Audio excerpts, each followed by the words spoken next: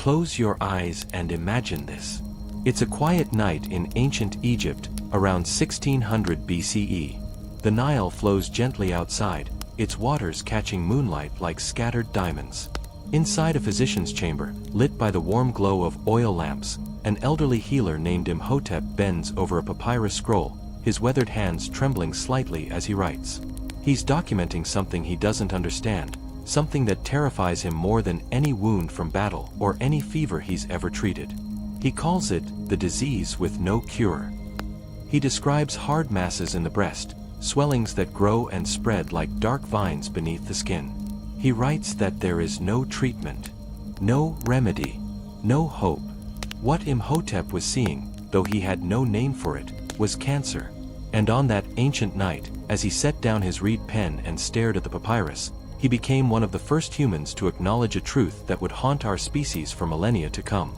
We had discovered an enemy that lived within us, an enemy we couldn't see, couldn't fully understand, and couldn't defeat. Tonight, as you drift towards sleep, I'm going to take you on a journey through time. We're going to trace humanity's long, painful, fascinating relationship with cancer, from those first mysterious descriptions in ancient texts to the cutting-edge laboratories of today. This is a story of suffering, yes, but also of incredible courage, brilliant minds, devastating setbacks, and remarkable triumphs. It's a story that touches every human life, because cancer doesn't discriminate. It doesn't care about your wealth, your status, your beliefs, or your dreams. So settle in, get comfortable, and let your mind wander back through the centuries with me. Before we begin this journey properly, if you're enjoying this exploration into history's darkest medical mysteries, go ahead and hit that subscribe button. These stories take time to research and craft, and your support keeps this channel going. Drop a like, leave a comment about what historical topic you'd want to explore next. But for now, just relax. Let the story carry you. The ancient Egyptians weren't the only civilization to encounter cancer. They were simply among the first to write it down. Archaeological evidence suggests that cancer has been with us far longer than recorded history. In 2007, researchers examining a fossil of a hominid who lived around 1.7 million years ago found evidence of a bone tumor. Think about that for a second. Cancer predates modern humans. It was waiting for us before we even evolved into Homo sapiens. It's older than language, older than tools, older than fire. In a very real sense, cancer is woven into the fabric of multicellular life itself. But let's move forward to when humans actually started trying to make sense of this disease. The ancient Greeks, with their love of categorization and their belief that observation could unlock the secrets of nature, gave cancer its name.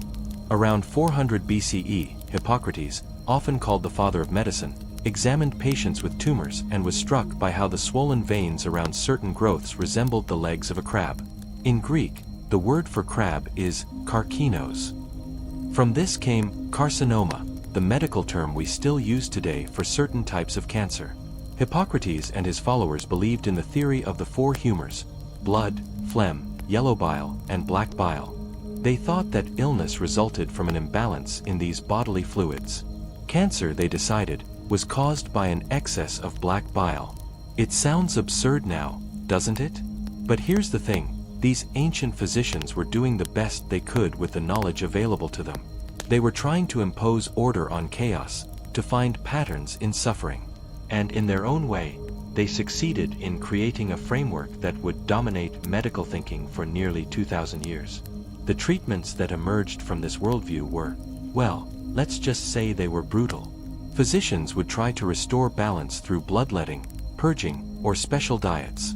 For tumors that were accessible, they'd attempt surgical removal, but without anesthesia, without understanding of infection, without any real knowledge of anatomy beyond what they could observe with the naked eye.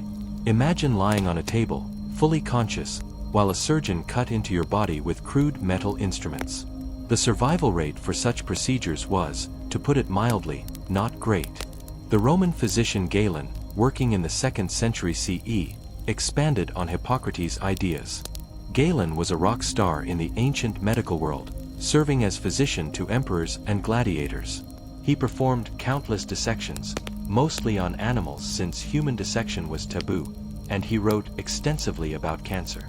He too believed in the black bile theory, and he added his own observations about different types of tumors, their locations, their characteristics. But like Hippocrates, Galen ultimately concluded that deep-seated cancers were incurable. Surgery might work for accessible tumors, he wrote, but once cancer had spread, there was nothing to be done. The patient was doomed.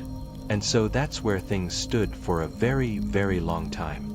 If you contracted cancer in ancient Rome, in medieval Europe, in Tang Dynasty China, you were essentially facing a death sentence.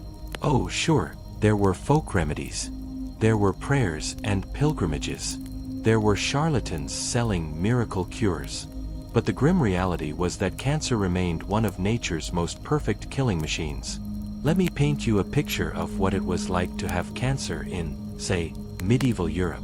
Let's imagine a woman named Margaret, living in England around 1300 CE. She's 40 years old, a prosperous merchant's wife. One day, while bathing, she notices a small lump in her breast. At first, she ignores it. Women didn't discuss such things. The body was shameful, mysterious, not to be examined too closely. But the lump grows. Over months, it becomes painful. Eventually, it breaks through the skin, forming an ulcer that weeps and smells of decay. Margaret knows what this means. Everyone knows what this means. She's seen other women waste away with the same affliction. She consults a physician, who examines her briefly, his face grave. He prescribes poultices made from herbs and animal parts. He bleeds her regularly, believing this will balance her humors. He suggests she pray more fervently. And when none of this works, when the tumor continues to grow and the pain becomes unbearable, he tells her husband to prepare for widowhood. Margaret dies slowly, in agony, in a darkened room, her family too horrified to look at the grotesque mass that has consumed her chest. This was the reality for countless people across countless centuries. The thing is, cancer wasn't even that common back then, relatively speaking.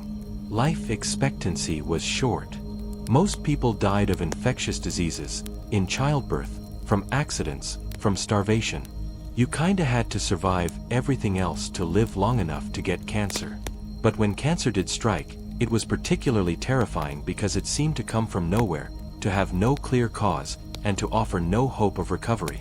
The Renaissance brought a revolution in art, literature, science, and philosophy, but it didn't bring much progress in understanding cancer.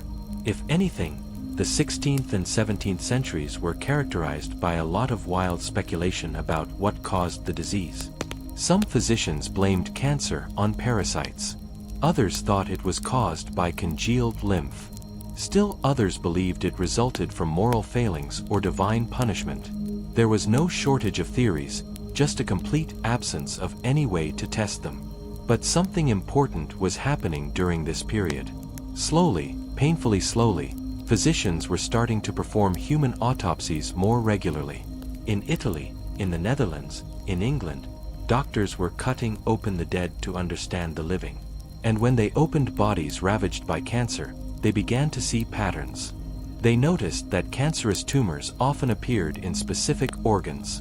They observed that cancer seemed to spread from one part of the body to another.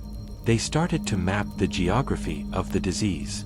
One of the most significant figures in this era was a Dutch physician named Herman Boerhaave, working in the early 1700s. Boerhaave was a brilliant clinician and teacher, and he approached cancer with a kind of systematic rigor that was pretty rare for his time. He categorized tumors, he described their progression, and he reached a conclusion that was both insightful and deeply pessimistic. Surgery could only help if the entire tumor was removed, and even then, cancer often returned. For the first time, someone was articulating the idea that cancer was a systemic disease, something that involved the whole body, not just a localized problem. If you're still with me on this journey, I hope you're finding it as fascinating as I do. The story of cancer is really the story of human persistence in the face of seemingly impossible challenges. And we're just getting started. Don't forget to like this video and leave a comment. Let me know what you're thinking so far. Are you surprised by how long humanity has been fighting this battle? Alright, let's keep going. The 18th century also saw the rise of what we might call cancer registries, though they were nothing like the sophisticated databases we have today. Physicians began keeping records of cancer cases, noting the patient's age, sex, occupation, and the location of the tumor. One French surgeon named Jean Estruc published data suggesting that nuns had higher rates of breast cancer than married women. This was actually a significant observation because it hinted at something that wouldn't be fully understood for centuries. Hormones play a role in cancer development. Nuns, who never had children and never married, had different hormonal profiles than women who bore children. But Estruc couldn't know this. He could only observe the pattern and speculate about causes. And then we come to one of the most important, if underappreciated, figures in cancer history. A British surgeon named Percival Pott. In 1775, Pott published a paper describing an unusually high incidence of scrotal cancer among chimney sweeps. These were young boys, often as young as 4 or 5, who were forced to climb inside chimneys to clean them.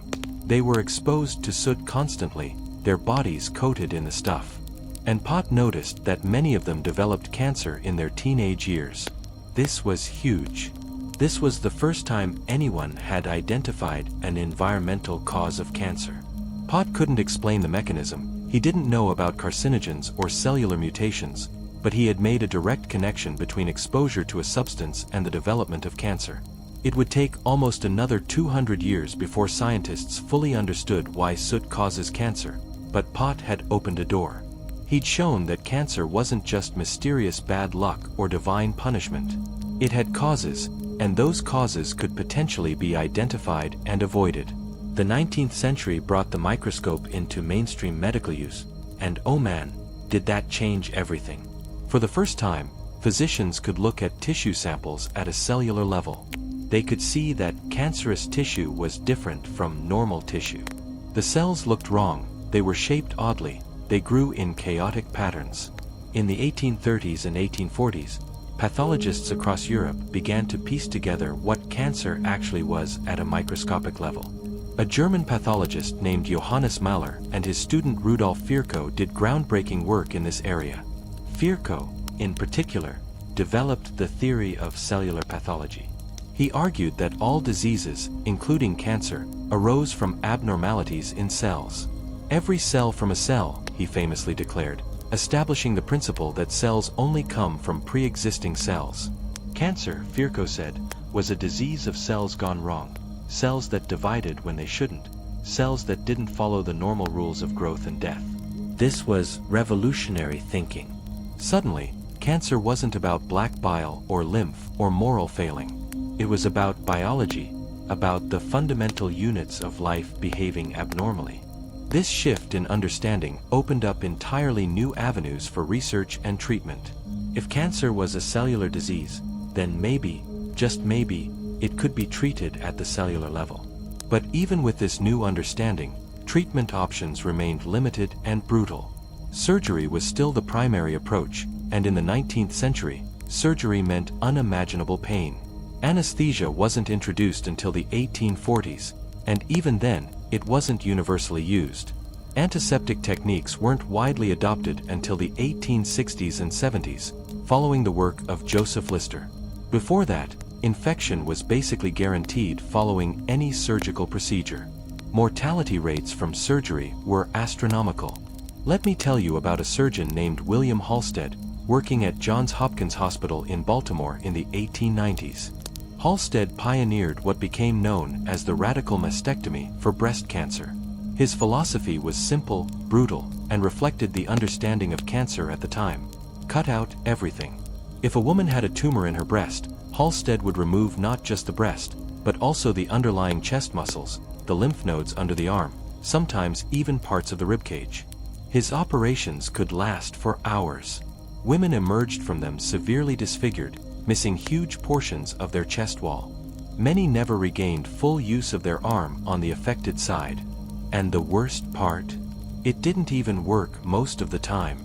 Sure, Halsted published statistics showing that some women survived 5 years or more after his surgery. But many didn't. The cancer came back, or it had already spread before the surgery, or the patient died from complications of the procedure itself. Yet the radical mastectomy became the standard treatment for breast cancer, and it remained so for nearly 80 years. Think about that. Generations of women subjected to mutilating surgery based on a theory that was only partially correct. Why did this happen? How could such a clearly flawed treatment persist for so long? Well, part of it was the personality of Halsted himself. He was charismatic, influential, and absolutely convinced of the rightness of his approach. Part of it was the lack of alternatives. If you had breast cancer in 1900, your options were radical surgery with its horrific consequences, or certain death. Faced with that choice, many women chose surgery, hoping to be among the lucky survivors. And part of it was the nature of cancer itself, which is maddeningly variable. Some cancers are slow-growing and might not recur for years. Others are aggressive and spread rapidly. Without the ability to predict which was which, physicians fell back on the most aggressive treatment they could imagine. The early 20th century saw some new approaches emerge, though new might be too generous a word. Physicians experimented with all kinds of wild treatments. There was the use of Coley's toxins, a mixture of bacterial products that a surgeon named William Coley believed could stimulate the immune system to fight cancer. And you know what? He wasn't entirely wrong. Modern immunotherapy, one of the most promising cancer treatments today, is based on a similar principle. But in Coley's time, the results were inconsistent, and the treatment was eventually abandoned. Then came radiation. In 1895, Wilhelm Röntgen discovered X-rays. Within months, people were using them for medical imaging. And within a few years, physicians noticed something interesting. Radiation could shrink tumors. This led to the development of radiation therapy, which became, alongside surgery, one of the primary weapons against cancer. But here's the thing nobody understood at first: radiation is dangerous. It damages healthy cells along with cancerous ones. The early radiation therapists had no real idea what dose to use, how to focus the beams, or how to protect surrounding tissue. They just aimed X-ray machines at tumors and hoped for the best. Many patients developed severe burns, radiation sickness, and secondary cancers from the treatment itself. Some of the physicians and technicians who worked with radiation equipment died from radiation exposure. Marie Curie, who discovered radium and pioneered its use in treating cancer, ultimately died from aplastic anemia, almost certainly caused by her years of radiation exposure. Still, radiation therapy represented progress. It gave doctors a tool besides the scalpel. And over the decades, as understanding of radiation physics improved, the treatment became more refined, more targeted, less damaging to healthy tissue. But we're getting ahead of ourselves. Let's stay in the early 1900s for a bit longer. You're doing great, by the way. We're building this story piece by piece, following the thread of human knowledge as it slowly, painfully unraveled the mystery of cancer. If you haven't already, smash that subscribe button. This channel is all about diving deep into history, exploring the stories that shaped our world. Your support makes these long-form documentaries possible. One of the most important developments in early 20th century cancer research was the realization that cancer wasn't one disease. It was many diseases. Breast cancer was different from lung cancer, which was different from stomach cancer, which was different from leukemia. Each type had its own characteristics, its own behavior, its own prognosis. This seems obvious now, but at the time, it was a revelation that fundamentally changed how researchers approached the disease. This understanding was partly driven by epidemiology, the study of disease patterns in populations. Researchers noticed that certain cancers were more common in certain groups. Lung cancer, which had been relatively rare in the 19th century, began to increase dramatically in the early 20th century. By the 1920s and 30s, it was becoming a significant health problem, especially among men. At first, nobody could figure out why. Some blamed air pollution from cars and factories. Others thought it might be related to the worldwide flu pandemic of 1918, which had damaged people's lungs. But a few researchers had a different idea. Tobacco. Cigarette smoking had become incredibly popular in the early 20th century, especially during and after World War I, when cigarettes were included in soldiers' rations. By the 1930s, millions of people were smoking regularly. And in the late 1940s and early 1950s, multiple studies, most notably those by Richard Dahl and Austin Bradford Hill in Britain, established a definitive link between smoking and lung cancer. This was a bombshell. It meant that a major cause of cancer was preventable. If people stopped smoking, lung cancer rates would plummet. But here's where things get dark, and I mean really dark. The tobacco industry, faced with evidence that their product was killing people, didn't respond by cleaning up their act or helping smokers quit. Instead, they launched one of the most successful disinformation campaigns in history. They funded their own research designed to cast doubt on the smoking cancer link. They hired scientists to create controversy where there wasn't any. They marketed cigarettes with terms like light and mild, implying they were safer. They targeted women and young people with advertising campaigns. They lobbied governments to prevent regulation. The result: millions upon millions of preventable deaths. Even today, despite overwhelming evidence and widespread public health campaigns, smoking remains one of the leading causes of cancer worldwide. It's a tragic example of how economic interests can trump public health, how greed can literally kill people on a massive scale. But let's talk about some of the genuine progress that was happening in the middle of the 20th century. World War II, despite its horrors, led to some important medical advances. One of them involved a substance called nitrogen mustard, which had been developed as a chemical weapon. After an accidental exposure of American sailors to nitrogen mustard in 1943, doctors noticed that the chemical had destroyed the sailors' bone marrow and lymph nodes. This observation led researchers to wonder, if nitrogen mustard could destroy rapidly dividing cells in the bone marrow, could it also destroy rapidly dividing cancer cells? In 1946, a patient with advanced lymphoma was treated with nitrogen mustard. The results were dramatic. The tumors shrank rapidly. Of course, they came back eventually, and the patient died, but still, for the first time, a chemical substance had been used to treat cancer with measurable success. This was the birth of chemotherapy. The term chemotherapy literally means treatment with chemicals, and in the 1940s and 50s, researchers began testing all kinds of chemicals to see if they could kill cancer cells. They tested derivatives of mustard gas. They tested anti-folate compounds. They tested drugs isolated from plants. It was basically trial and error on a massive scale. Some of these early chemotherapy drugs were incredibly toxic. They made patients violently ill.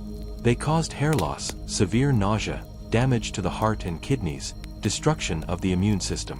Patients undergoing chemotherapy often said the treatment was worse than the disease. And yet, chemotherapy worked, at least for some cancers.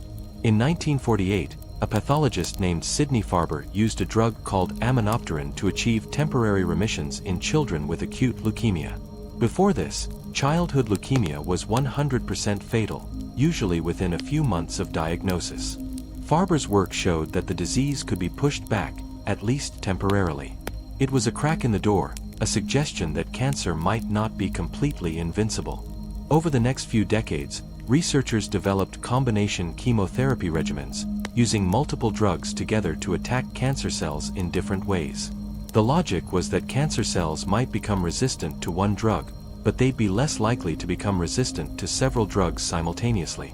In the 1960s and 70s, combination chemotherapy began producing actual cures in some cancers.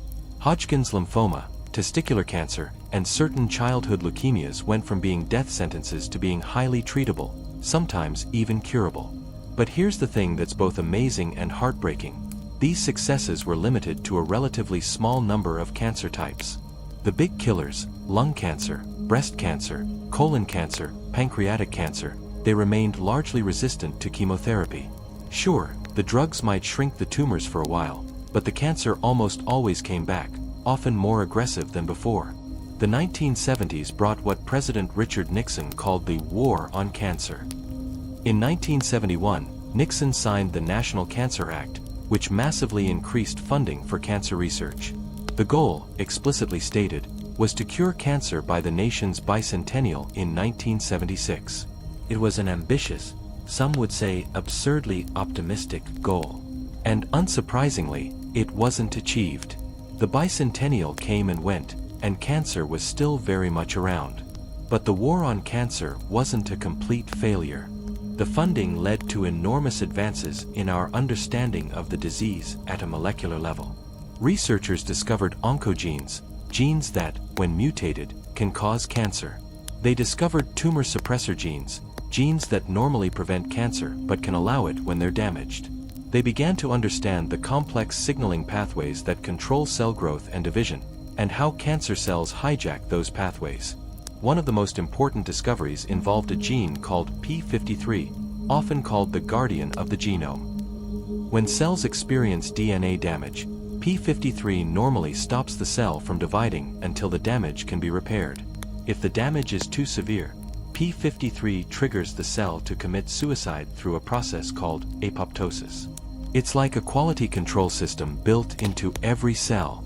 But in many cancers, p53 is mutated and can't do its job. The damaged cells keep dividing, accumulating more mutations, eventually becoming fully cancerous. Understanding these molecular mechanisms opened up new treatment possibilities. If you knew which genes were mutated in a particular cancer, maybe you could design drugs to target those specific mutations. This idea, called targeted therapy, would become one of the most important developments in oncology. The 1990s and early 2000s saw the first targeted cancer therapies come to market. One of the earliest and most successful was a drug called Gleevec, developed for chronic myeloid leukemia, or CML. CML is caused by a specific chromosomal abnormality that creates an abnormal protein. Gleevec was designed to block that protein, and it worked incredibly well. Patients with CML who would have died within a few years could now live for decades, taking a pill every day to keep their disease under control. It wasn't a cure, but it was pretty damn close. Other targeted therapies followed. Herceptin for breast cancers with too much of a protein called HER2. Rituximab for certain lymphomas. These drugs represented a fundamental shift in how cancer was treated. Instead of the blunt instrument approach of traditional chemotherapy, which kills all rapidly dividing cells, targeted therapies aimed at specific molecular abnormalities in cancer cells while mostly leaving normal cells alone. But, and this is a big but, targeted therapies only work for cancers with specific molecular profiles. They're incredibly effective for some patients and useless for others. And even when they work, cancer often finds a way around them. The cancer cells evolve, they develop resistance, the disease comes back. It's like an arms race between medicine and biology has millions of years of evolutionary optimization on its side. Are you still here? Still following this journey through centuries of struggle and discovery? I hope so. We're getting to some of the most exciting parts of the story. Make sure you've hit that like button and dropped a comment. What aspects of cancer history surprise you the most? Let me know down below. Let's talk about something that's been revolutionizing cancer treatment in the last couple of decades: immunotherapy. The basic idea behind immunotherapy is simple, elegant even. Use the patient's own immune system to fight the cancer. Your immune system is incredibly good at identifying and destroying abnormal cells. In fact, it's doing this constantly. Cancer researchers estimate that your immune system destroys potentially cancerous cells all the time, long before they can develop into actual tumors. Cancer only develops when abnormal cells manage to evade the immune system. So why can cancer evade the immune system? Well, cancer cells are tricky bastards. They're derived from your own cells, so they don't look completely foreign the way bacteria or viruses do. And they develop sophisticated ways to hide from immune cells or to actively suppress immune responses. Some cancer cells produce proteins that essentially put the brakes on immune attacks. They're like wolves in sheep's clothing, hiding in plain sight. Immunotherapy attempts to remove those brakes, to help the immune system recognize and attack cancer cells. One of the most successful approaches involves drugs called checkpoint inhibitors. These drugs block the proteins that cancer cells use to suppress immune responses, allowing T cells, a type of immune cell, to attack the tumor. The results have been nothing short of extraordinary in some patients. People with advanced melanoma, lung cancer, kidney cancer, cancers that would have been death sentences just 15 years ago, have seen their tumors shrink dramatically or disappear entirely. There's a famous case of a patient named Jimmy Carter, the former US president. In 2015, at age 90, he was diagnosed with melanoma that had spread to his brain. With conventional treatment, he would have had maybe a few months to live. But he was treated with a checkpoint inhibitor called Keytruda, along with radiation and surgery. Within a few months, his scans showed no evidence of cancer. As of my knowledge cutoff, he was still alive, having survived far longer than anyone would have predicted. But here's the catch, the frustrating, maddening catch. Immunotherapy doesn't work for everyone. In fact, it only works for a minority of patients, maybe 20 to 30% depending on the cancer type. For the others, the cancer is resistant, or the side effects are intolerable, or the treatment just doesn't trigger the hoped-for immune response. And even in patients who do respond, the cancer can sometimes come back. Still, immunotherapy represents a genuinely new weapon in the fight against cancer. And researchers are working to understand why it works in some patients but not others, how to predict who will respond, and how to make it work for more people. There's also exciting work being done with CAR T-cell therapy, where a patient's T-cells are removed, genetically engineered to recognize cancer cells, and then infused back into the patient. This approach has produced remarkable results in certain blood cancers, with some patients experiencing complete remissions. The 21st century has also seen an explosion in our understanding of the genetic basis of cancer, driven largely by advances in DNA sequencing technology. The Human Genome Project, completed in 2003, provided a complete map of human DNA. Since then, the cost of sequencing a genome has plummeted from billions of dollars to around $1,000. This has made it possible to sequence the DNA of tumors, to identify all the mutations present in cancer cells. What researchers found was both fascinating and overwhelming. Cancer is incredibly complex at the genetic level. A single tumor might contain hundreds or even thousands of mutations. Some of these mutations are driver mutations that actually cause cancer. Others are passenger mutations that just came along for the ride. And every patient's cancer is unique, with its own particular constellation of mutations. This has led to the idea of precision medicine, where treatment is tailored to the specific genetic profile of each patient's tumor. In theory, precision medicine sounds perfect. Sequence the tumor, identify the mutations, select drugs that target those specific mutations, cure the cancer. In practice, it's not quite that simple. Many mutations don't have drugs that target them. Some tumors have so many mutations that it's hard to know which ones to prioritize. And cancer's ability to evolve and develop resistance means that even well-matched targeted therapies often stop working eventually. But progress is happening. Clinical trials are becoming more sophisticated, often enrolling patients based on the molecular characteristics of their tumors, rather than just the organ where the cancer originated. The FDA has approved several drugs for cancers with specific genetic markers, regardless of where in the body those cancers occur. We're moving, slowly, toward a future where cancer treatment is truly personalized. Let's take a moment to talk about prevention and early detection, because while treatment has improved dramatically, the best treatment is still not getting cancer in the first place. We know a lot more now about what causes cancer than we did even 50 years ago. Tobacco, obviously. Excessive alcohol consumption. Obesity. Certain viral infections like HPV and hepatitis B and C. Excessive sun exposure. Some occupational carcinogens. Radiation. Even some aspects of diet, though the evidence there is murkier and often overstated. Public health efforts have made a real difference in cancer rates. Smoking rates have declined dramatically in many developed countries, and lung cancer rates are following. Vaccines against HPV are preventing cervical cancer and several other HPV-related cancers. Hepatitis B vaccination is reducing liver cancer rates. Screening programs for breast, colon, and cervical cancer are catching tumors early when they're most treatable. But here's something that doesn't get talked about enough: access to these preventive measures and screening programs is wildly unequal. If you're wealthy, well-insured, and living in a developed country, you probably have access to HPV vaccines, regular colonoscopies, mammograms, all the tools of modern cancer prevention and early detection. If you're poor, uninsured, or living in a developing country, you probably don't. Cancer outcomes are closely tied to socioeconomic status, and that's a tragedy that medical science alone can't solve. In the United States, despite being one of the wealthiest countries in the world with some of the best cancer treatment facilities, we have significant disparities in cancer outcomes based on race, income, and geography.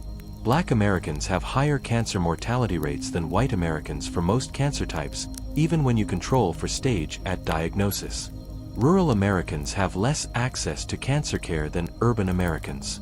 Uninsured Americans are more likely to be diagnosed with cancer at a late stage when it's harder to treat. These aren't just statistics. These represent real people, real families torn apart by a disease that might have been preventable or treatable if circumstances had been different. It's a reminder that the fight against cancer isn't just happening in laboratories and hospitals. It's also happening in communities, in policy debates, in efforts to expand access to healthcare and reduce health inequities. Speaking of communities, let's talk about the human side of cancer for a moment. Because behind all the science, all the statistics, all the medical advances, cancer is ultimately about people. It's about the terror of hearing the words, "You have cancer." It's about the grueling process of treatment, the fear of recurrence, the impact on families and relationships. It's about the courage of patients who endure unimaginable hardship with grace and dignity. And sometimes, it's about saying goodbye. I want to tell you about a woman named Henrietta Lacks. In 1951, Lacks, a poor black tobacco farmer from Virginia, was diagnosed with an aggressive cervical cancer at Johns Hopkins Hospital. She was treated with radium, the standard treatment at the time, but the cancer was too advanced. She died at age 31. Leaving behind a husband and 5 children. But here's where the story gets extraordinary. Without Lacks' knowledge or consent, doctors took a sample of her cancer cells during her treatment. Those cells, later called HeLa cells, turned out to be unlike any human cells anyone had ever seen. Normal human cells grown in a lab die after a few divisions. HeLa cells just kept growing and dividing, essentially immortal. Scientists quickly realized that HeLa cells could be mass-produced and used for all kinds of research. HeLa cells have been used in research that led to the polio vaccine, chemotherapy drugs, gene mapping, in vitro fertilization, and countless other medical advances. They've been sent to space to study the effects of zero gravity on human tissue. They've been exposed to radiation, infected with viruses, subjected to every imaginable experimental treatment. Billions and billions of HeLa cells have been grown in laboratories around the world. Henrietta Lacks died in poverty, and for decades her family didn't even know that her cells were being used in research. They weren't compensated, weren't asked for permission, weren't acknowledged. It raises profound ethical questions about consent, about who owns biological materials, about the exploitation of vulnerable populations in the name of science. Lacks' story has become a powerful symbol of the need for ethical oversight in medical research. You're still with me on this incredible journey. We're covering thousands of years, countless lives, moments of brilliant discovery and heartbreaking failure. If this story is resonating with you, please, take a second to subscribe to the channel. Hit that notification bell so you don't miss future videos. And leave a comment. I read them all, and they help me understand what you all want to see more of. Let me tell you about childhood cancer, because if there's anything more devastating than cancer, it's cancer in children. For most of human history, childhood cancer was an automatic death sentence. Treatments designed for adults were often too toxic for children's smaller, still developing bodies. And there was barely any research focused specifically on pediatric cancers because they were, thankfully, relatively rare. But in the 1940s and 50s, that began to change. Researchers like Sidney Farber, who I mentioned earlier, began to focus specifically on childhood leukemias. Progress was slow and painful. Early trials had high mortality rates.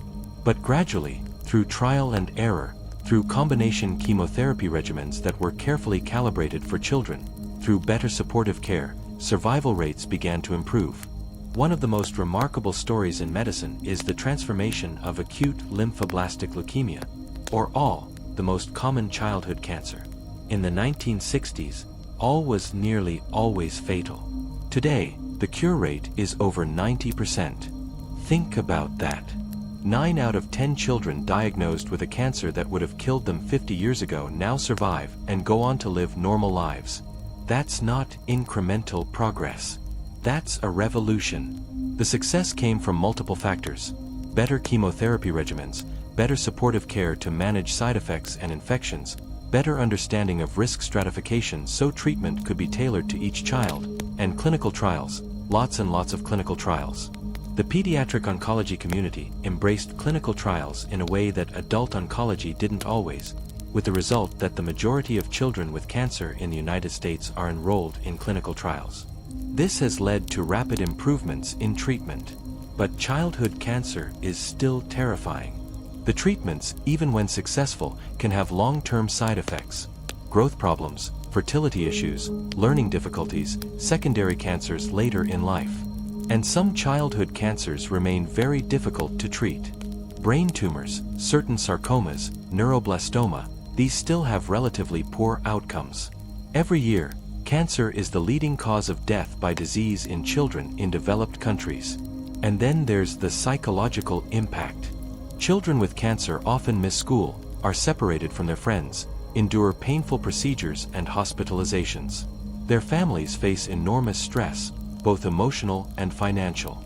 Siblings feel neglected. Parents sometimes split up under the strain. The ripples spread far beyond the child with cancer. Yet there's also tremendous resilience. Children have an incredible capacity to adapt, to find joy even in difficult circumstances. Pediatric cancer wards are often paradoxically cheerful places, decorated with bright colors, filled with toys and art projects, staffed by nurses and child life specialists who work hard to maintain some sense of normalcy. Kids undergoing chemotherapy still play, still laugh, still dream about the future. Let's shift gears and talk about some of the weirder, more controversial aspects of cancer history. Because not everything in the fight against cancer has been noble or scientifically sound. There have been plenty of quacks, frauds, and well-meaning but misguided practitioners offering false hope to desperate patients. In the 1970s and 80s, a substance called Laetrile, derived from apricot pits, was promoted as a cancer cure. Advocates claimed it was a natural, non-toxic alternative to chemotherapy. Thousands of cancer patients traveled to Mexico or sought out underground sources of Laetrile in the United States. The problem: Laetrile doesn't work. Multiple studies showed no benefit whatsoever. And it's not even safe. It can be converted to cyanide in the body. But the Laetrile craze persisted for years, fueled by distrust of mainstream medicine and the desperate hope that there was an easy cure being suppressed by the medical establishment. There have been countless other and proven cancer treatments over the years. Coffee enemas, shark cartilage, vitamins in megadoses, special diets, energy healing. Some of these are harmless if useless. Others are actively dangerous. And all of them prey on vulnerable people who are facing their own mortality and grasping for any possible lifeline. The rise of the internet has made the problem worse in some ways. Anyone can set up a website claiming to have a cancer cure. Testimonials, often from people who are still alive simply because their cancer was slow-growing or they received effective conventional treatment alongside the alternative therapy, are presented as evidence. Conspiracy theories about pharmaceutical companies suppressing cures flourish. And critically ill people, often alienated by the harsh realities of conventional cancer treatment, sometimes forego proven therapies in favor of unproven alternatives. This is heartbreaking because modern cancer treatment, while still imperfect, is the best humanity has ever had. Are chemotherapy and radiation unpleasant? Absolutely. Do they sometimes fail? Yes. But they also save lives, lots of lives. Turning away from proven treatments in favor of unproven alternatives is, in most cases, a death sentence. That said, there is a place for complementary approaches that support conventional treatment. Meditation and mindfulness to reduce stress and anxiety. Acupuncture for managing side effects like nausea. Exercise and good nutrition to maintain strength during treatment. These things don't cure cancer, but they can improve quality of life and possibly even improve outcomes when used alongside conventional therapy. The key is that they're complementary, not alternative. They supplement real treatment rather than replacing it. Now let's talk about the economics of cancer, because unfortunately, money is a huge part of this story. Cancer treatment is expensive. Depending on the type of cancer and the treatment required, costs can easily run into hundreds of thousands of dollars. New targeted therapies and immunotherapies can cost over $100,000 per year. For some drugs, it's even more. In countries with universal healthcare systems, these costs are largely borne by the government, though there are still often gaps and limits. In the United States, with its patchwork system of private insurance, public programs like Medicare and Medicaid, and millions of uninsured or underinsured people, cancer diagnosis can be financially catastrophic. Medical bankruptcy is a real phenomenon, and cancer is one of the leading causes. Pharmaceutical companies argue that the high costs reflect the enormous expense of developing new drugs. It can take over a decade and cost billions of dollars to bring a new cancer drug to market. Most drug candidates fail at some point in the development process. Companies need to recoup their investments and make a profit to fund future research. Critics argue that drug prices are inflated far beyond what's justified by development costs, that companies spend more on marketing than research, that they game the patent system to prevent generic competition, and that they prioritize profitable drugs over drugs that are most needed. They point to countries where the same drugs are sold for a fraction of the US price. Both sides have valid points, and the truth is complicated. What's clear is that the current system creates real barriers to access. There are people who can't afford their cancer medications even with insurance. There are people who delay treatment or skip doses to save money. There are people who drain their life savings fighting a disease that might still kill them anyway. And globally, the disparities are even more stark. The newest, most effective cancer treatments are often not available at all in low and middle-income countries. People in these countries are more likely to die from cancers that would be treatable or even curable in wealthier nations. It's a profound injustice. Let's take a moment to consider cancer in the animal kingdom, because humans aren't the only species that gets cancer. Pretty much any animal with complex multicellular structures can develop cancer. Dogs get cancer at rates similar to humans. Cats get cancer. Even fish and reptiles can get tumors. There have been documented cases of cancer in whales, elephants, and even dinosaurs, based on fossil evidence. What's interesting is that cancer rates vary dramatically among species, and not always in ways that make intuitive sense. You'd think that larger animals with more cells and longer lifespans would have higher cancer rates, right? More cells mean more opportunities for mutations, and longer lifespans mean more time for cancer to develop. But that's not what we see. Elephants, despite having about 100 times as many cells as humans and living for decades, have much lower cancer rates than humans. This is called Peto's paradox, named after the epidemiologist Richard Peto who first described it. The explanation seems to involve differences in cancer suppression mechanisms. Elephants have multiple copies of the p53 gene, that guardian of the genome I mentioned earlier. Humans have 2 copies, one from each parent. Elephants have dozens. This gives them much more robust protection against cellular damage that could lead to cancer. Evolution, working over millions of years, equipped elephants with enhanced cancer defenses. There are also animals that seem to be virtually immune to cancer. Naked mole rats, weird little rodents that live in underground colonies, almost never get cancer despite living for decades, which is unusually long for a rodent. They have unique cellular mechanisms that prevent cancer from developing. Researchers are studying these animals to understand their cancer resistance, hoping to find insights that could be applied to human medicine. The fact that different species have evolved different solutions to the cancer problem suggests that there's no single inevitable way that multicellular life has to deal with the trade-off between cell division and cancer risk. We might be able to learn from nature's experiments to develop better cancer prevention and treatment strategies for humans. You know what? We're deep into this now. Hours of history, science, tragedy, and hope. I hope you're finding this as fascinating as I do. Don't forget to give this video a like if you're enjoying it, and subscribe for more long-form historical deep dives. Your engagement really does make a difference. Let's talk about some specific types of cancer and how our understanding and treatment of them has evolved. We've mentioned several already, but let's go deeper on a few.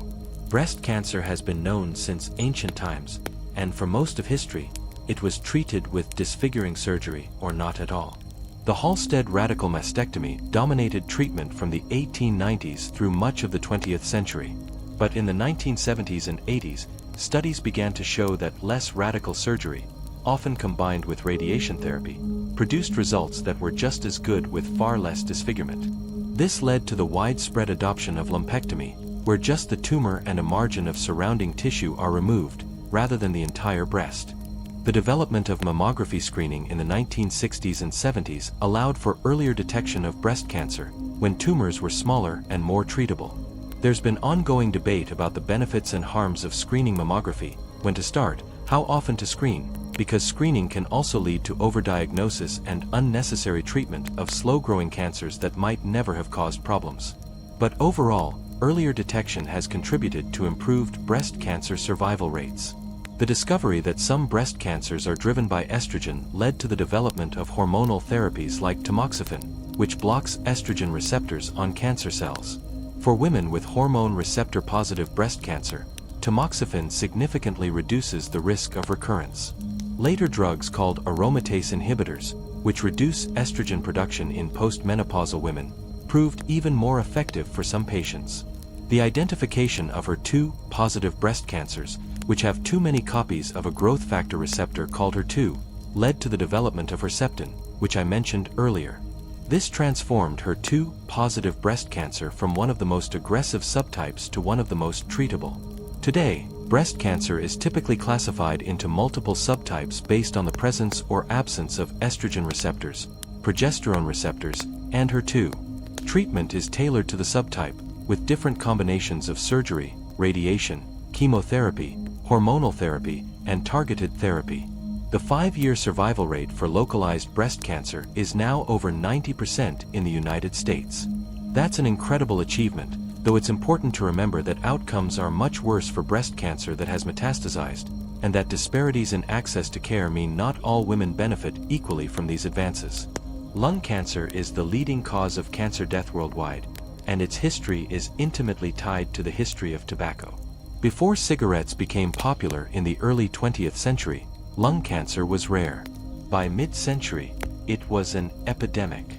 The vast majority of lung cancer cases, maybe 85 to 90%, are caused by smoking, though there's also a significant burden of lung cancer in never smokers, particularly in certain parts of Asia.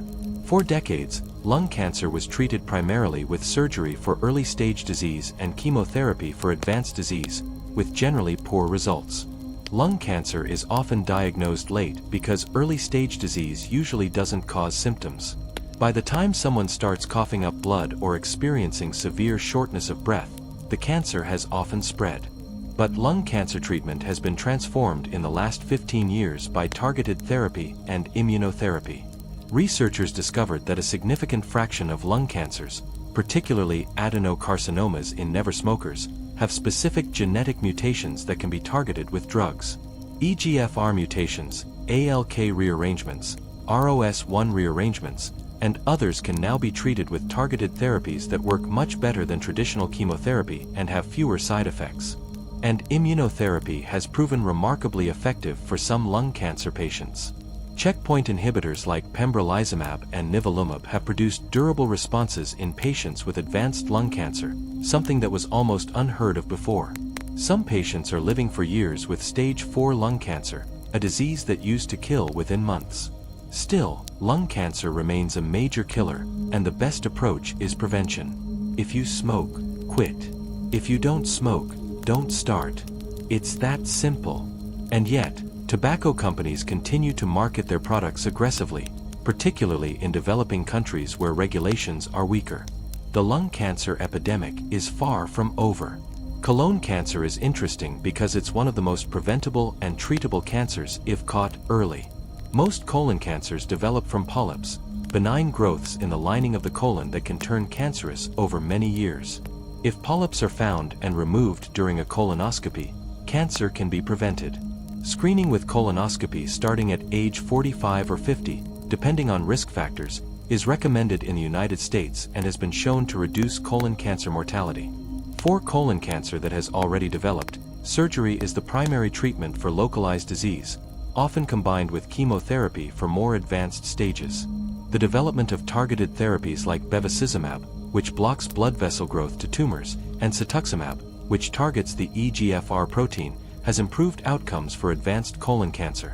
And immunotherapy works well for the subset of colon cancers with a particular genetic feature called microsatellite instability. Prostate cancer is the most common cancer in men in many countries. It's often slow-growing, and many men with prostate cancer will die of something else before the cancer causes problems. This has led to significant controversy about screening with the PSA blood test and about treatment. Some prostate cancers need to be treated aggressively with surgery or radiation. Others can be watched through active surveillance, monitoring the cancer without immediate treatment, only intervening if it shows signs of progression.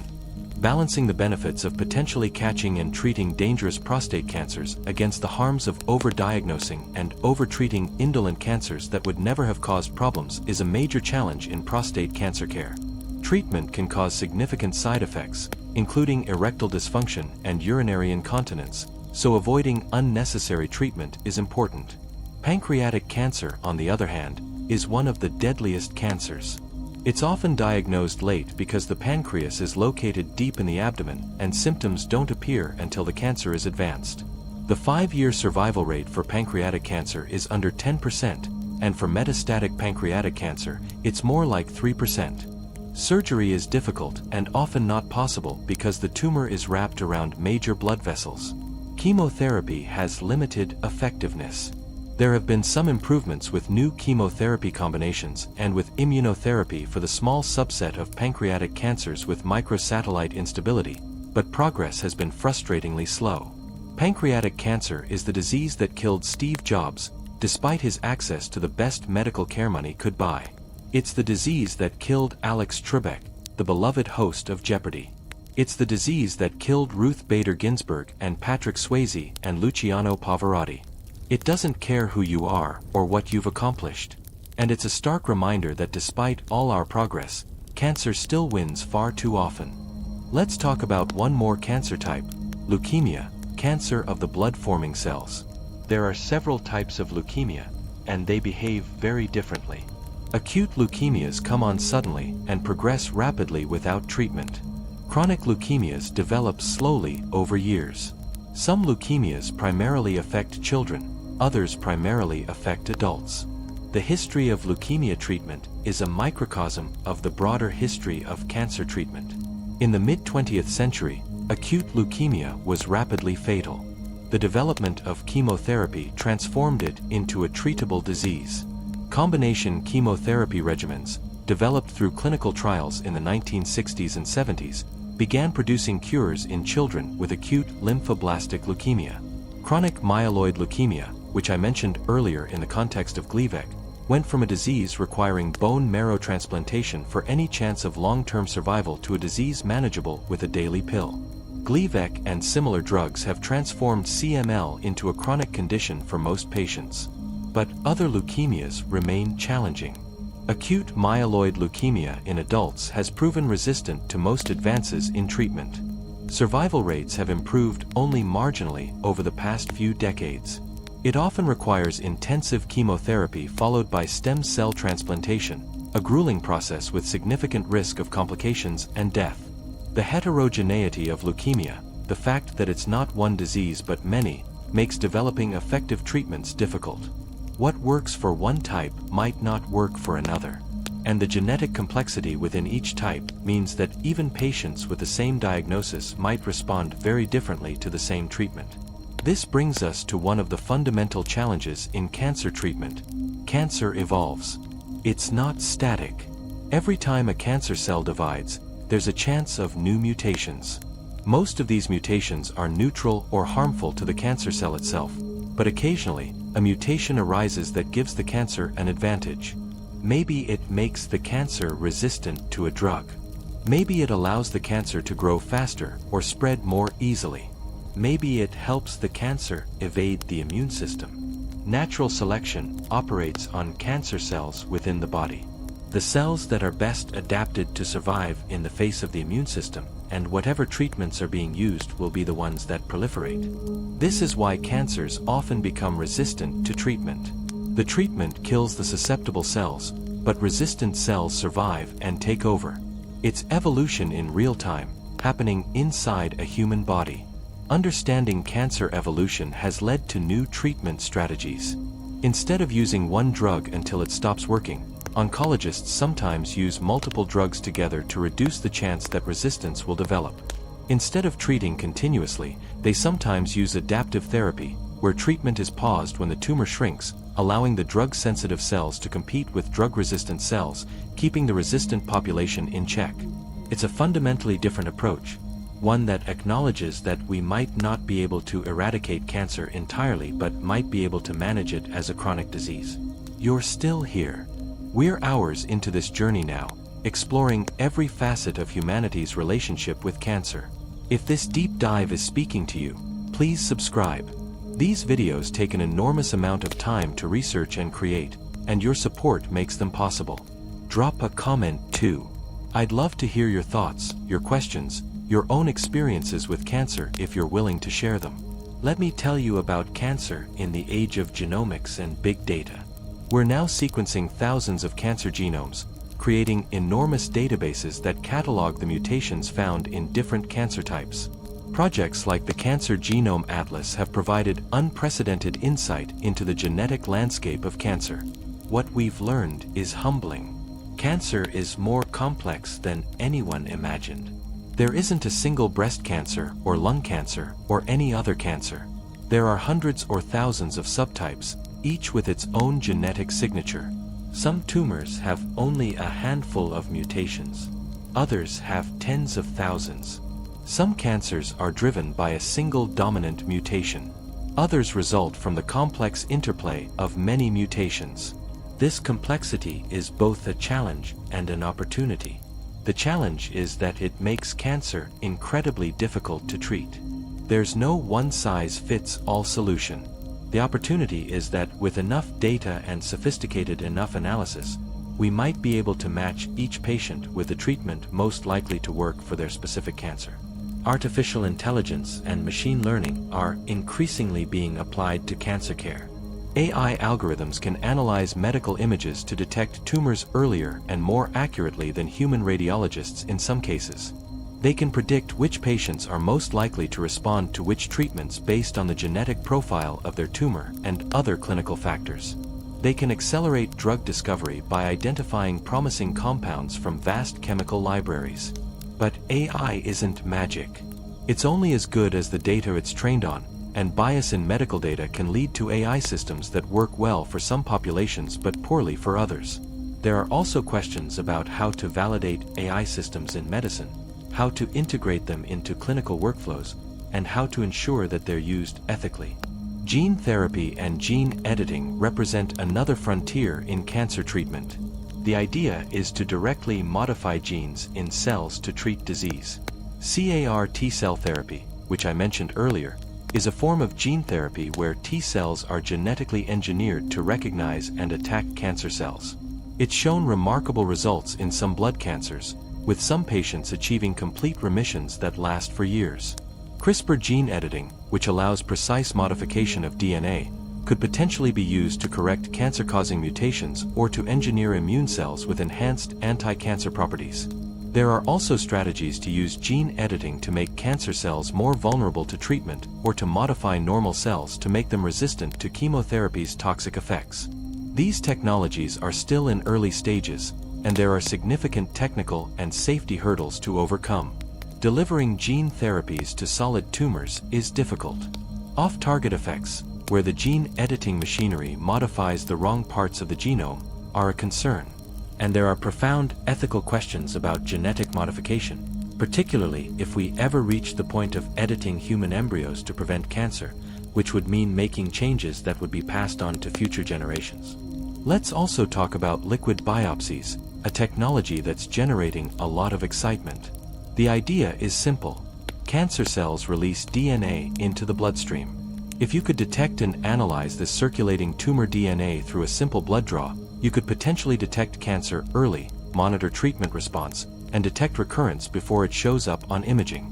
Liquid biopsy technology has advanced rapidly in recent years.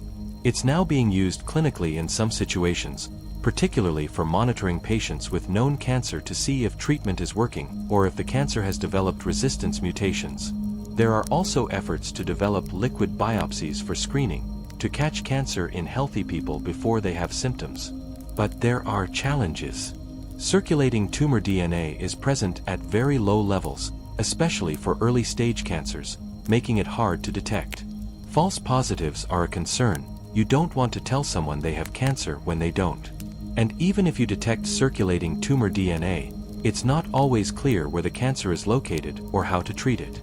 Still, liquid biopsies represent a promising direction for cancer detection and monitoring. Cancer vaccines are another area of active research. These aren't vaccines to prevent cancer, though the HPV vaccine does that. These are therapeutic vaccines designed to treat existing cancer by stimulating the immune system to attack tumor cells. The idea is to present the immune system with cancer-specific antigens, proteins that are present on cancer cells but not normal cells, training the immune system to recognize and destroy those cells. Progress has been slow. Cancer cells are good at suppressing immune responses, and it's been difficult to generate strong enough immune responses with vaccines alone. But there's hope that combining cancer vaccines with other immunotherapies, like checkpoint inhibitors, might be more effective. There are also personalized cancer vaccines being developed, where the vaccine is custom-made for each patient based on the specific mutations in their tumor. Early clinical trials of these personalized vaccines have shown some promising results. Nanotechnology is being explored as a way to deliver drugs more precisely to tumors. The idea is to package chemotherapy drugs inside nanoparticles that preferentially accumulate in tumors, reducing side effects on normal tissue. Some nanoparticle formulations are already approved for clinical use, and research is ongoing to develop more sophisticated nanoparticles that can target specific cancer cells or release their payload only when they reach the tumor. There's also work on using viruses to fight cancer. Oncolytic viruses are viruses that have been modified to infect and kill cancer cells while leaving normal cells alone. When the virus kills cancer cells, it also triggers an immune response that can help the immune system recognize and attack the tumor. Several oncolytic viruses are in clinical trials, and one, a modified herpes virus for melanoma, has been approved for use. The future of cancer treatment might involve combinations of many different approaches: surgery to remove the bulk of the tumor, radiation to kill remaining local disease, chemotherapy or targeted therapy to attack cancer throughout the body, immunotherapy to engage the immune system, perhaps a cancer vaccine to sustain the immune response, maybe a liquid biopsy to monitor for recurrence. Treatment will be personalized based on the genetic profile of the tumor and the characteristics of the patient. But even with all this progress, even with all these new technologies and approaches, cancer remains a formidable enemy. We're winning some battles, but the war is far from over. I want to take a moment to talk about the human cost of cancer research. Behind every advance, there are patients who participated in clinical trials, knowing that the experimental treatment might not work, might even harm them, but hoping that their participation would help future patients. There are researchers who devoted their careers to understanding cancer, often working long hours for modest pay. There are families who donated their loved ones' tumor samples to research, hoping that something good could come from tragedy. Clinical trials are essential for progress. That's how we learn which treatments work and which don't. But clinical trials can be grueling for participants. There are frequent hospital visits, invasive procedures, detailed questionnaires, and always the uncertainty of whether you're receiving the experimental treatment or the standard treatment or maybe even a placebo. For patients with advanced cancer, enrolling in a clinical trial might be a last hope, and when the trial doesn't work, the disappointment is crushing. There have also been serious ethical breaches in cancer research history. The Tuskegee syphilis study, though not about cancer, casts a long shadow over medical research, particularly in African American communities.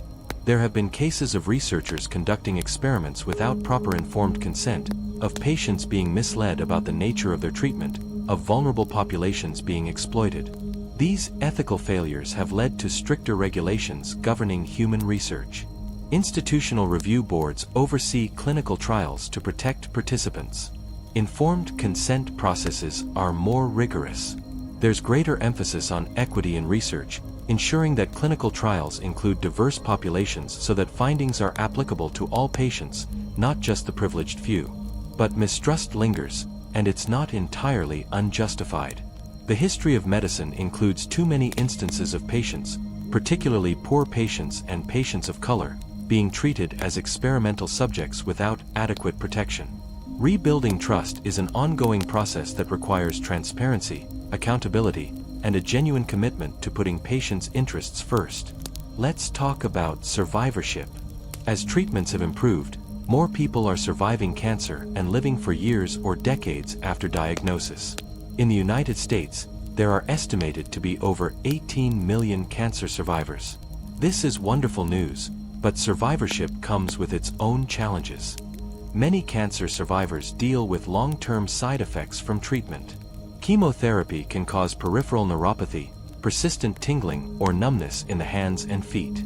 It can cause cognitive impairment, sometimes called chemobrain, affecting memory and concentration. It can cause heart damage, lung damage, kidney damage. Radiation can cause scarring and fibrosis in treated areas. Surgery can cause chronic pain and functional impairment. There's also the psychological burden. Many survivors experience fear of recurrence, a constant worry that the cancer will come back. They may have PTSD from their treatment experience. They may struggle with changes to their body image and sexual function. They may feel isolated, like others can't understand what they've been through. And there are practical challenges. Life insurance and health insurance can be difficult to obtain or prohibitively expensive for cancer survivors. Some employers discriminate against cancer survivors, despite laws prohibiting it. The financial impact of cancer treatment can last for years, with many survivors in debt or having depleted their savings. Survivorship care has become a recognized subspecialty within oncology. Survivorship care plans outline what follow-up is needed, what late effects to watch for, and what resources are available. Support groups connect survivors with others who understand their experience. Rehabilitation programs help survivors regain function and manage side effects. But there's still a lot of room for improvement in how we support cancer survivors. Let's also acknowledge the caregivers, the family members and friends who support people through cancer treatment. Caregivers often put their own lives on hold to help their loved one. They manage medications, accompany the patient to appointments, provide emotional support, handle household tasks the patient can no longer do. It's exhausting, emotionally draining work, and caregivers often neglect their own health in the process. Caregiver burnout is real, and support for caregivers is an important but often overlooked aspect of cancer care. And what about the people who don't survive? Because let's be real, despite all our progress, cancer still kills millions of people every year. Globally, cancer causes around 10 million deaths annually. That's 10 million people whose lives were cut short, 10 million families shattered by loss. End-of-life care for cancer patients has improved significantly. The hospice movement, which began in the 1960s, provides compassionate care focused on comfort and quality of life for people with terminal illness. Palliative care, which can be provided alongside curative treatment, focuses on managing symptoms and supporting patients and families throughout the cancer journey. There's been a shift toward more open conversations about death and dying, about what patients want for their final weeks and months. Advanced directives allow people to specify what treatments they do and don't want if they become unable to make decisions. There's greater recognition that aggressive treatment is not always the right choice at the end of life, that sometimes the best care is about comfort and dignity, not about squeezing out a few more weeks of suffering. But these conversations are still difficult. Many doctors are uncomfortable discussing prognosis and end-of-life wishes. Many families have trouble accepting that their loved one is dying. Our culture, particularly in the United States, has a hard time with death. We want to fight, to never give up, to believe that if we just try hard enough, we can beat anything. And that attitude can lead to futile, painful, expensive treatment at the end of life that doesn't extend life meaningfully but does extend suffering. You know, we've been on this journey together for hours now. We've traveled from ancient Egypt to the cutting edge of modern medicine. We've seen humanity's persistent, creative, often desperate attempts to understand and defeat cancer. If you've made it this far, if you're still listening, I'm genuinely grateful. Please, if you haven't already, subscribe to the channel. Hit that like button. Leave a comment. Tell me what aspects of this story resonated with you. Let's talk about where we go from here. What does the future of cancer look like? There's reason for optimism.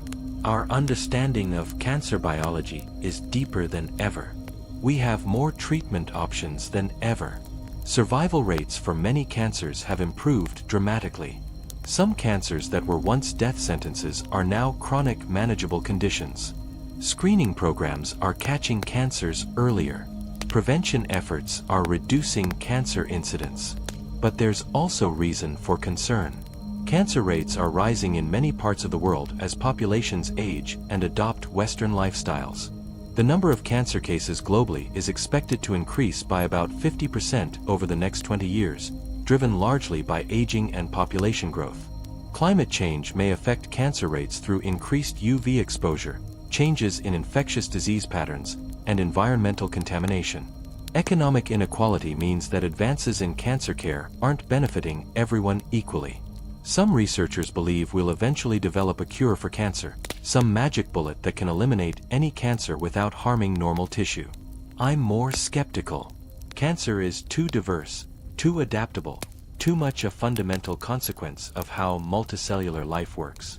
But I do think we can get to a point where most cancers are preventable or manageable chronic conditions, where cancer becomes something you live with rather than something you die from. That'll require continued investment in research. It'll require equitable access to prevention, screening, and treatment.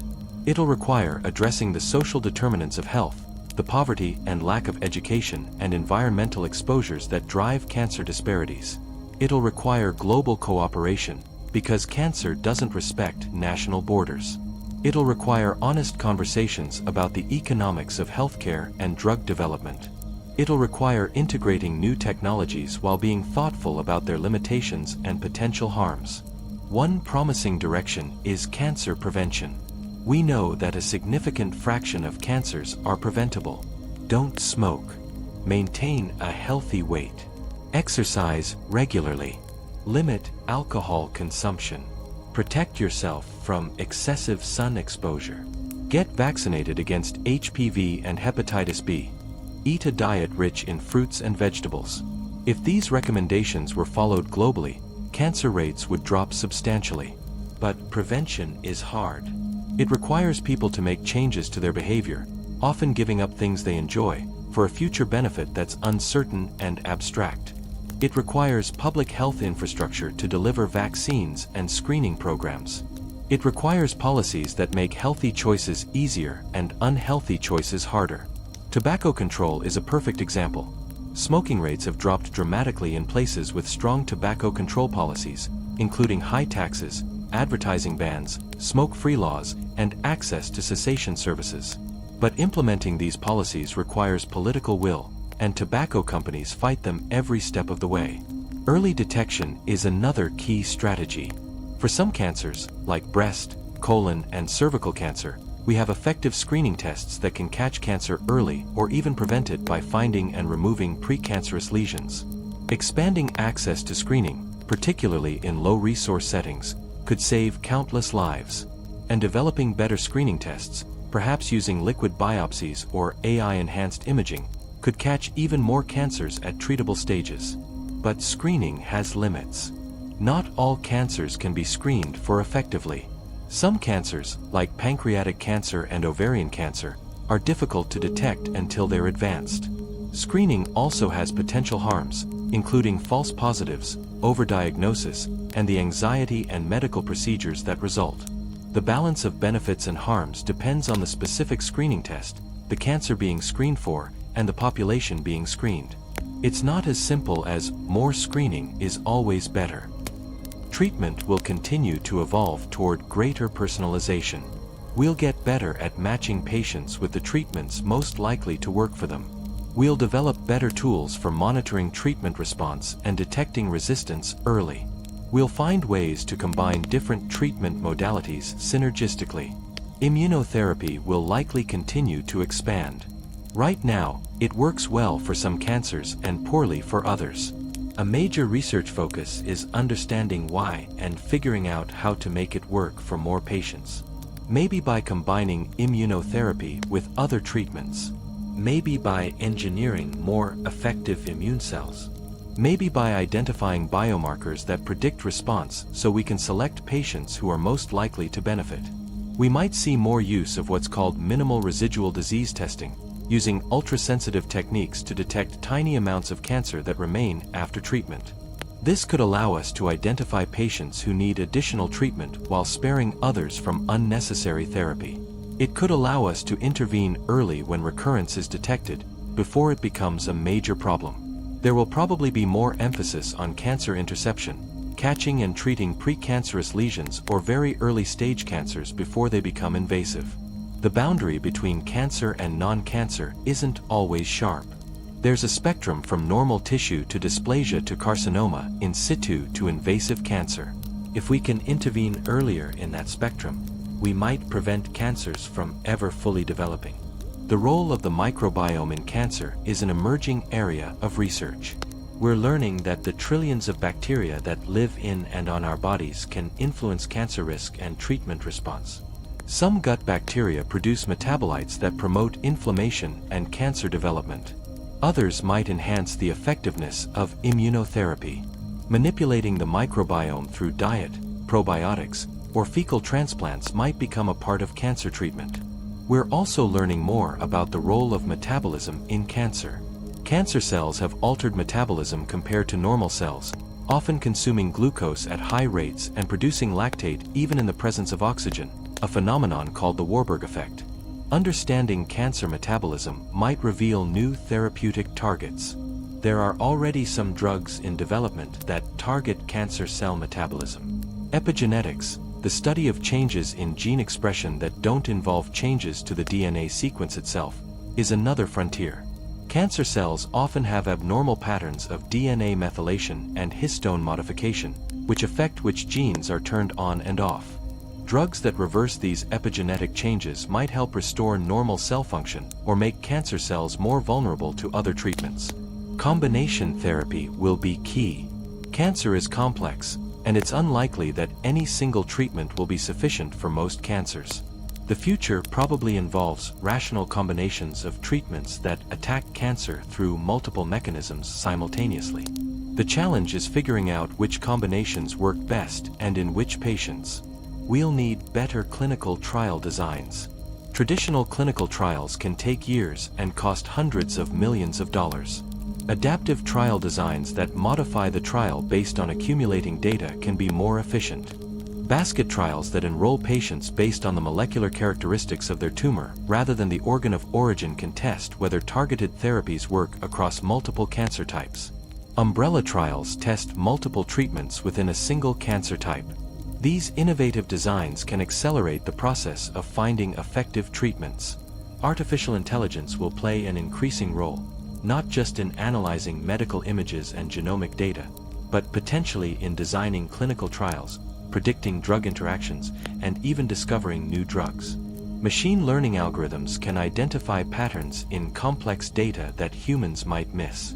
But we need to be thoughtful about how we deploy these tools and ensure they're validated rigorously. Global cooperation will be essential. Cancer is a global problem, but most research is conducted in wealthy countries. Diseases that primarily affect people in low and middle-income countries are understudied. Treatment guidelines developed in wealthy countries may not be applicable in resource-limited settings. We need research that addresses the full spectrum of global cancer burden and treatment strategies that are feasible in diverse healthcare systems. We also need to address the social and economic dimensions of cancer.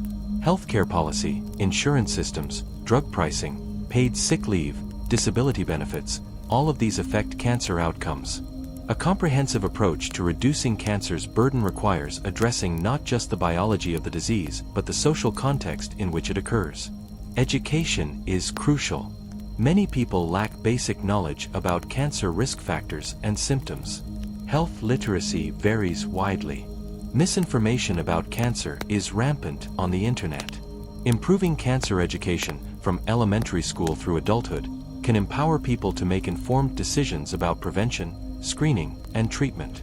We need to support not just research into new treatments but also research into health services delivery. How do we get effective treatments to the people who need them? How do we reduce disparities in cancer care? How do we improve quality of life for cancer patients and survivors?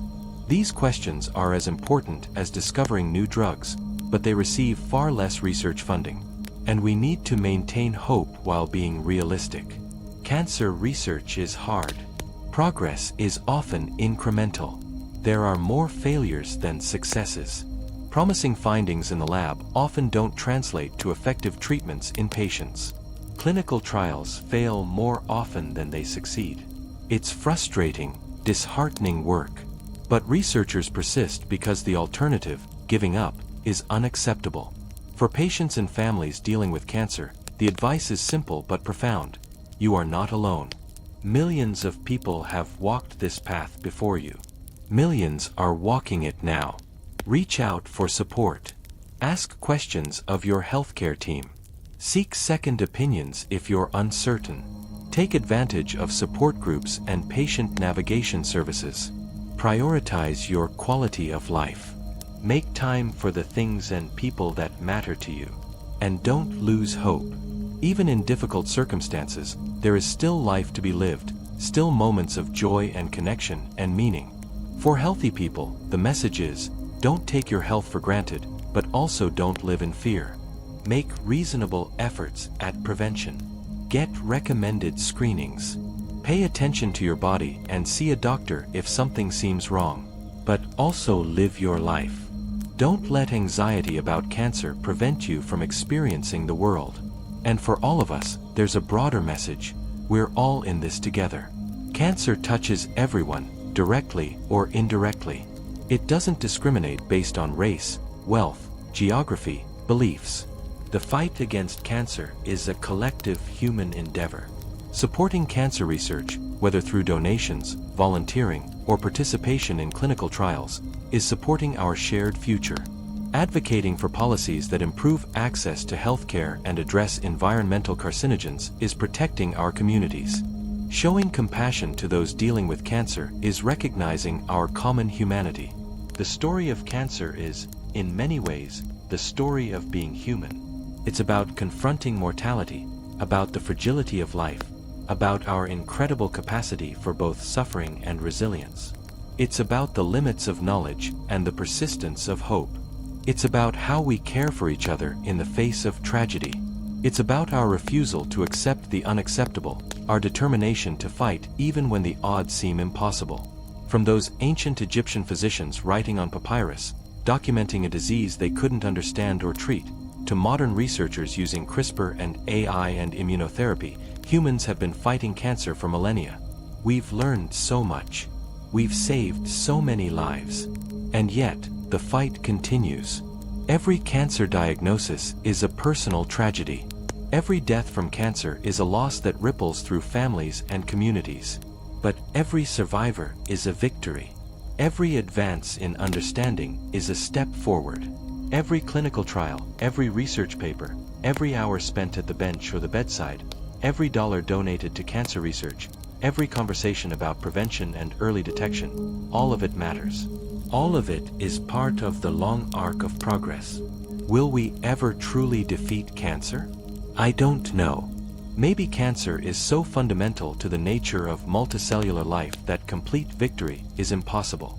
But I do believe we can bend the arc, reduce suffering, extend lives, turn death sentences into manageable chronic conditions. I believe we can do better than we're doing now. And I believe that future generations will look back on our current cancer treatments the way we look back on bloodletting and radical surgeries, amazed at how crude our methods were but grateful for the progress we made. The fight against cancer continues. It continues in laboratories and hospitals around the world. It continues in conversations between doctors and patients, in decisions about treatment, in moments of courage and despair and hope. It continues in the immune cells patrolling our bodies, silently destroying abnormal cells before they can become cancer. It continues in the choices we make about how to live our lives. And now, as this long journey through the history of cancer comes to a close, I want to thank you for joining me, for giving hours of your time to this story, for caring enough to listen, to learn, to reflect on one of humanity's greatest challenges. Before you drift off to sleep, before you move on to whatever comes next, take a moment to remember, cancer is not an enemy outside of us. It's a consequence of being alive, of being complex organisms made of trillions of cells. It's a reminder of our mortality, yes, but also of our remarkable resilience, our creativity, our compassion, our refusal to surrender in the face of suffering. The story of cancer is not over. It's being written right now, in laboratories and clinics, in the bodies of patients undergoing treatment, in the minds of researchers pursuing new ideas. You are part of that story, whether you know it or not. We all are. Sleep well. Dream of a future where cancer is no longer the terrifying specter it is today. Dream of a world where prevention is effective, detection is early, treatment is targeted and tolerable and successful. Dream of communities where everyone has access to the care they need. Dream of the day when cancer becomes just another manageable chronic condition, when hearing the words, "You have cancer," inspires determination rather than despair. That future is possible. It's being built, piece by piece, discovery by discovery, patient by patient. And every one of us has a role to play in building it. Thank you for being here. Thank you for caring. Thank you for listening to this long, winding story of suffering and hope, of failure and triumph, of humanity's endless fight against the darkness within. If you found value in this deep exploration of history, if it gave you perspective or knowledge, or even just kept you company for a few hours, please subscribe to this channel. Your support makes it possible to create these detailed historical journeys. Leave a like, drop a comment, share this with someone who might appreciate it. Now rest. Let the story settle in your mind. Let the centuries of struggle and progress wash over you like waves. And when you wake, you'll wake to a world where the fight continues, where hope persists, where progress, however slow, is real. Good night.